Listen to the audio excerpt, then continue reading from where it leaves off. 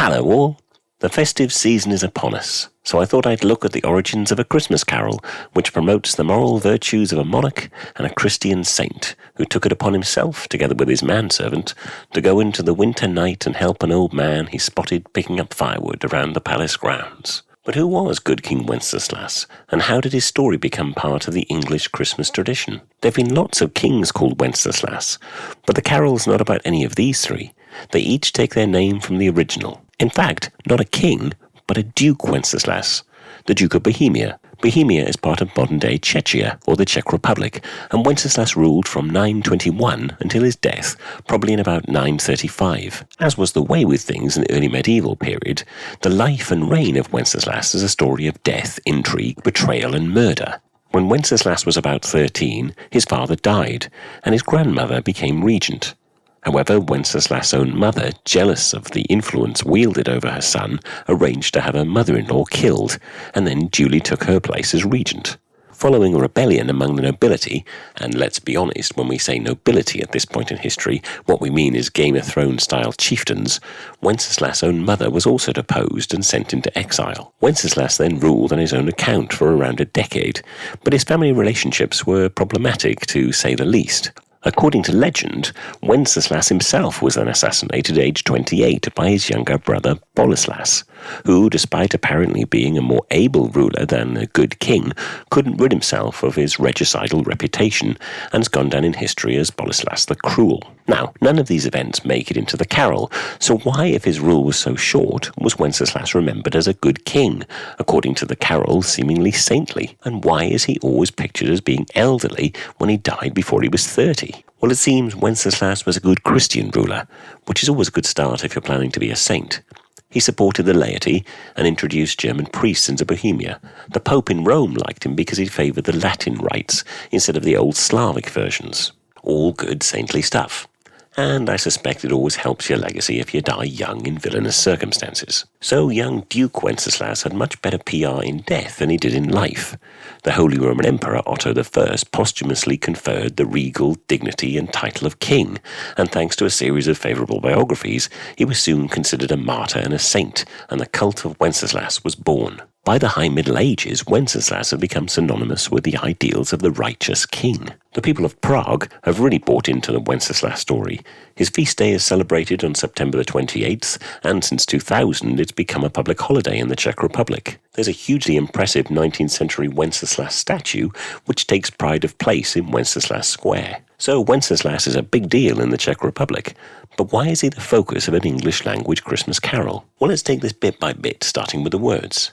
The Good King Wenceslas carol we know today was written by the English composer John Mason Neale. The carol first appears in Carols for Christmastide in 1853. 3 years earlier, Neale published Deeds of Faith, stories for children from church history, and in it he talks about a page walking in the footprints of a saintly king, which sounds familiar. But why does this link with Wenceslas? It seems the most likely solution is that Neale saw a translation of a poem by Czech writer Václav Alois Svoboda. His poem, called Wenceslas and Podivin, was written in Czech and then translated into German and Latin. At this time, Bohemia was part of the Austro-Hungarian Empire, so if you wanted your work to be read across the empire, you needed to write in all three languages. Podivin in the poem is the name of the page, who Wenceslas calls to bring him bread and wine for the old man in the snow. And then later it's Podivin who could go no further until he trod in the footprints of his master. Apparently Podivin was present to see the assassination of Wenceslas, but escaped.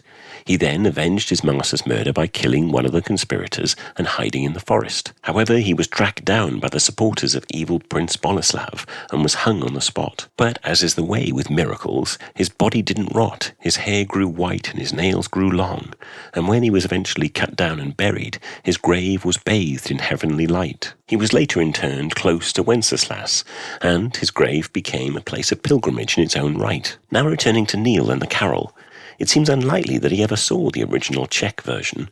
The poem is held in the National Museum Library in Prague, but even today there's no digital version. Instead, Neale probably had access to a German translation, perhaps this one from 1847. While there are significant differences in the length and structure, the parallels in the basic story are uncanny. Both talk of the events taking place at night with snow on the ground, with Wenceslas looking out of the window and seeing a poor man. The king decides he needs to help and calls on his servant to get provisions. Both poems talk of the servant struggling in the cold, and both of the king telling his servant to walk in his footsteps. What is absent in the original is the setting of the events on St. Stephen's Day, or Boxing Day as it's known in Britain. Neil seems to have used poetic license here to give his hero an extra saintly quality. So what about the tune? Well, again, Neil seems to have been more than happy to go with the maxim of imitation is the sincerest form of flattery. The tune we know today as a Christmas carol is first recorded as a Finnish folk tune called Tempus Adius Floridum, which celebrates the coming of spring. Tempus ades floridum surdunnamque flores, vernales in omnibus imitantur mores, quod frigus lesera preparam calores, cernimus ob fieri per multos labores. Neil's combination of a spring folk tune with a poem set in winter didn't go down well with his less than plagiaristic inclined contemporaries, especially as they saw the setting of it on St. Stephen's Day as flagrant commercialisation, cashing in on the Christmas market. The addition of St. Agnes and her fountain is also rather odd. St. Agnes of Bohemia wouldn't be born until the 12th century and was actually a descendant of Wenceslas. But no matter, Neil's merging of a jolly springtime tune from Finland with the story of a young Bohemian duke and a poem written by a Czech writer translated into German combined to create a favourite of the Christmas service. Well, I hope you enjoyed this story of the Good King. If you did, please do leave a like and consider subscribing for more. Bye for now.